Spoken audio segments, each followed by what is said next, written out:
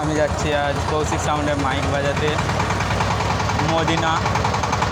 পাহাড়টার নাম ঠিক জানি না, আপনাদেরকে দেখাবো সবই। কৌশিক সাউন্ডের মাল বাঁধা হয়ে বাজানো হচ্ছিল, এই মুহূর্তে বন্ধ করলাম, আমি চালাচ্ছিলাম।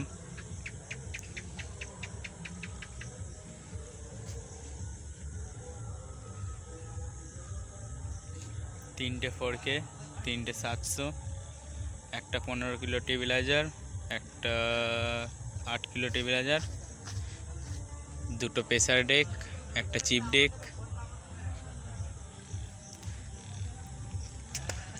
কিছু চং রাখা আছে, কালকে খাটানো হবে।